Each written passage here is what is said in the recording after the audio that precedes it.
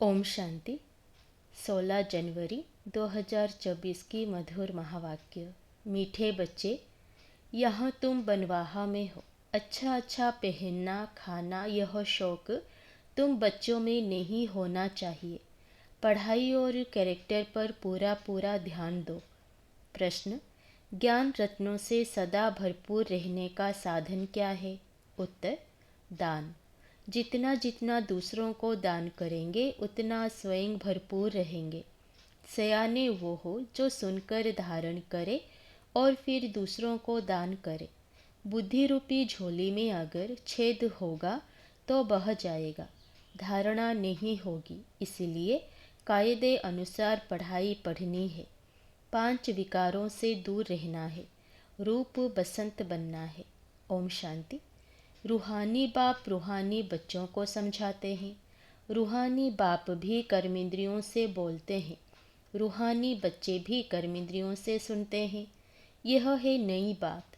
दुनिया में कोई मनुष्य ऐसे कह ना सके। तुम्हारे में भी नंबरवार पुरुषार्थ अनुसार समझाते हैं। जैसे टीचर पढ़ाते हैं तो स्टूडेंट का रजिस्टर शो करता है। रजिस्टर से उनकी पढ़ाई और चलन का पता पड़ जाता है। मूल है ही पढ़ाई और कैरेक्टर। यह है ईश्वरीय पढ़ाई जो कोई पढ़ा ना सके। रचता और रचना के आदि मध्य अंत की सृष्टि चक्र की नॉलेज है। यह कोई भी मनुष्य सारी दुनिया में नहीं जानते। ऋषि मुनि जो इतने पढ़े लिखे अथॉरिटी हैं, वह प्राचीन ऋषि मुनि खुद कहते थे कि हम रचता और रचना को नहीं जानते। बाप ने ही आकर पहचान दी है। गाया भी जाता है, यह है कांटों का जंगल। जंगल को आग जरूर लगती है। फूलों के बगीचे को कभी आग नहीं लगती, क्योंकि जंगल सारा सूखा हुआ है। बगीचा हरा होता है। हरे बगीचे को आग नहीं लगती। सूखे को आग झट लग जाती है। यह है बेहद का जंगल। इनको भी आग लगी थी। बगीचा भी स्थापन हुआ था। तुम्हारा बगीचा अब गुप्त स्थापन हो रहा है। तुम जानते हो, हम बगीचे के फूल खुशबूदार देवता बन रहे हैं। उसका नाम है ही स्वर्ग। अब स्वर्ग स्थापन हो रहा है। वंडर है। तुम कितना भी लोगों को समझाते हो, परंतु किसी की बुद्धि में बैठता नहीं है। जो इस धर्म के नहीं होंगे, उनकी बुद्धि में बैठेगा भी नहीं। एक कान से सुनेंगे, दूसरे से निकाल देंगे। सतयुग त्रेता में भारतवासी कितने थोड़े होंगे। फिर द्वापर कलयुग में कितनी वृद्धि हो जाती है। वहाँ 1-2 बच्चे, यहाँ 4-5 बच्चे तो ज़रूर वृद्धि हो गई। भारतवासी ही अब हिंदू कहलाते हैं। वास्तव में देवता धर्म के थे और कोई भी धर्म वाला अपने धर्म को नहीं भूलता। यह भारतवासी ही भूले हुए हैं। देखो, इस समय कितने ढेर मनुष्य हैं। इतने सब तो ज्ञान आकर नहीं लेंगे। हर एक अपने जन्मों को भी समझ सकते हैं। जिसने पूरे 84 जन्म लिए होंगे, वह जरूर पुराने भक्त होंगे। तुम समझ सकते हो कि हमने कितनी भक्ति की है। थोड़ी की होगी तो ज्ञान भी थोड़ा ही उठाएंगे और थोड़ों को समझाएंगे। बहुत भक्ति की होगी तो ज्ञान भी बहुत उठाएंगे और बहुतों को समझाएंगे। ज्ञान नहीं उठाते तो समझा भी कम सकते, इसलिए उन्हें फल भी थोड़ा मिलता है। हिसाब है ना। बाप को एक बच्चे ने हिसाब निकाल निकाल भेजा तो इस्लामियों के इतने जन्म, बौद्धियों के इतने जन्म होने चाहिए। बुद्ध भी धर्म स्थापक है। उनके पहले कोई बुद्ध धर्म का था नहीं। बुद्ध की सोल ने प्रवेश किया। उसने बुद्ध धर्म स्थापन किया। फिर एक से वृद्धि होती है। वह भी एक प्रजापिता है। एक से कितनी वृद्धि होती है। तुमको तो राजा बनना है नई दुनिया में। यहाँ तो बनवाहा में हो। किसी चीज़ का शौक नहीं रहना चाहिए। हम अच्छे कपड़े आदि पहने, यह भी देह अभिमान है। जो मिला सो अच्छा। यह दुनिया ही थोड़ा समय है। यहाँ अच्छा कपड़ा पहना, वहाँ फिर कम हो जाएगा। यह शौक भी छोड़ना है। आगे चलकर तुम बच्चों को आपे ही साक्षात्कार होते रहेंगे। तुम खुद कहेंगे यह तो बहुत सर्विस करते हैं, कमाल है। यह ज़रूर ऊंचे नंबर लेंगे। फिर आप सामान बनाते रहेंगे। दिन प्रतिदिन बगीचा तो बड़ा होने का है। जितने देवी देवता सतयुग के व त्रेता के हैं वह सब गुप्त यहाँ ही बैठे हैं, फिर प्रत्यक्ष हो जाएंगे। अभी तुम गुप्त पद पा रहे हो। तुम जानते हो हम पढ़ रहे हैं। मृत्यु लोक में पद अमर लोक में पाएंगे। ऐसी पढ़ाई कभी देखी? यह वंडर है। पढ़ना पुरानी दुनिया में, पद पाना नई दुनिया में। पढ़ाने वाला भी वही है जो अमर लोक की स्थापना और मृत्यु लोक का विनाश कराने वाला है। तुम्हारा यह पुरुषोत्तम संगम युग बहुत छोटा है। इनमें ही बाप आते हैं पढ़ाने के लिए। आने से ही पढ़ाई शुरू हो जाती है। तब बाप कहते हैं लिखो, शिव जयंती सो गीता जयंती। इनको मनुष्य नहीं जानते, उन्होंने श्री कृष्ण का नाम रख दिया है। अब यह भूल जब कोई समझे। कितने बड़े बड़े आदमी म्यूजियम में आते हैं, ऐसे नहीं कि वह बाप को जानते हैं। कुछ नहीं, इसलिए बाबा कहते हैं फॉर्म भराओ तो पता लगे कि कुछ सीखा है। बाकी यहाँ आकर क्या करेंगे? जैसे साधु संत महात्मा के पास जाते हैं, यहाँ वह बात नहीं। इनका तो वही साधारण रूप है। ड्रेस में भी कुछ फर्क नहीं, इसलिए कोई समझ नहीं सकते हैं। समझते हैं यह तो जौहरी था, पहले था विनाशी रत्नों का जौहरी, अभी बने हैं अविनाशी रत्नों का जौहरी। तुम सौदा भी बेहद के बाप से करते हो, जो बड़ा सौदागर जादूगर रत्नागर है।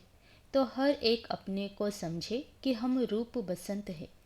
हमारे अंदर ज्ञान रत्न लाखों रुपए के हैं।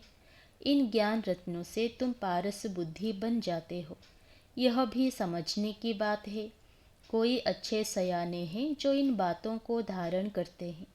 अगर धारणा नहीं होती तो कोई काम के नहीं। समझो, उसकी झोली में छेद है, बह जाता है। बाप कहते हैं मैं तुमको विनाशी ज्ञान रत्नों का दान देता हूँ। अगर तुम दान देते रहेंगे तो भरतू रहेंगे, नहीं तो कुछ भी नहीं, खाली है। पढ़ते नहीं, कायदे अनुसार चलते नहीं। इसमें सब्जेक्ट बड़ी अच्छी है। 5 विकारों से तुमको बिल्कुल दूर जाना है। बाप ने समझाया है यह जो राखी बंधन मनाते हैं वह भी इस समय का है, परंतु मनुष्य अर्थ नहीं जानते तो राखी क्यों बांधी जाती है? वो तो अपवित्र होते रहते राखी बांधते रहते। आगे ब्राह्मण लोग बांधते थे, अब बहनें भाई को बांधती है खर्ची के लिए। वहाँ पवित्रता की बात नहीं, बड़ी फैशन वाली राखियाँ बनाते हैं। यह दिवाली दशहरा सब संगम के हैं। जो बाप ने एक्ट की है वह फिर भक्ति मार्ग में चलती है। बाप तुमको सच्ची गीता सुनाए, यह लक्ष्मी नारायण बनाते हैं। अभी तुम फर्स्ट ग्रेड में जाते हो। सत्य नारायण की कथा सुनकर तुम नर से नारायण बनते हो। अब तुम बच्चों को सारी दुनिया को जगाना है। कितनी योग की ताकत चाहिए। योग की ताकत से ही तुम कल्प कल्प स्वर्ग की स्थापना करते हो। योग बल से होती है स्थापना, बाहुबल से होता है विनाश। अक्षर ही 2 है, अल्फ और बे। योग बल से तुम विश्व के मालिक बनते हो। तुम्हारा ज्ञान बिल्कुल ही गुप्त है। तुम जो सतो प्रधान थे वो अब तमो प्रधान बने हो। फिर सतो प्रधान बनना है। हर एक चीज़ नई से पुरानी ज़रूर होती है। नई दुनिया में क्या नहीं होगा? पुरानी दुनिया में तो कुछ भी नहीं है, जैसे खोखा। कहाँ भारत स्वर्ग था, कहाँ भारत अब नर्क है। रात दिन का फर्क है। रावण का बुत बनाकर जलाते हैं, परंतु अर्थ नहीं जानते। तुम अब समझते हो यह क्या क्या कर रहे हैं। तुम्हारे में भी कल अज्ञान था, आज ज्ञान है। कल नर्क में थे, आज स्वर्ग में जा रहे हो। रियल ऐसे नहीं जैसे दुनिया वाले लोग कहते हैं स्वर्गवासी हुआ। तुम अब स्वर्ग में जाएंगे तो फिर नर्क होगा ही नहीं। कितनी समझने की बात है। है भी सेकंड की बात। बाप को याद करो तो विकर्म विनाश होंगे। यह सबको बताते रहो। बोलो तुम इन लक्ष्मी नारायण जैसे थे, फिर 84 जन्म लेकर यह बने हो। सतो प्रधान से तमो प्रधान बने हो, फिर तमो प्रधान बनना है। आत्मा तो विनाश नहीं होती, बाकी उनको तमो प्रधान से सतो प्रधान फिर बनना ही पड़े। बाबा किस्म किस्म से समझाते रहते हैं, मेरी बैटरी कभी पुरानी होती नहीं। बाबा सिर्फ कहते हैं अपने को बिंदु आत्मा समझो। कहते हैं इनकी आत्मा निकल गई तो आत्मा संस्कारों अनुसार एक शरीर छोड़ दूसरा लेती है। अब आत्माओं को घर जाना है, यह भी ड्रामा है। सृष्टि चक्र रिपीट होता ही रहता है। पिछाड़ी में हिसाब निकाल कहते हैं दुनिया में इतने मनुष्य हैं, ऐसे क्यों नहीं कहते इतनी आत्माएं हैं। बाप कहते हैं बच्चे मुझे कितना भूल गए हैं, फिर सबका मुझे ही कल्याण करना है। तब तो बाप को पुकारते हैं, तुम बाप को भूल जाते हो। बाप बच्चों को नहीं भूलते। बाप आते हैं पतितों को पावन बनाने, यह है गौमुख। बाकी बैल आदि की बात नहीं, यह भाग्यशाली रथ है। बाबा तुम बच्चों को कहते हैं शिव बाबा हमको श्रृंगारते हैं, यह पक्का याद रहे। शिव बाबा को याद करने से बहुत फायदा है।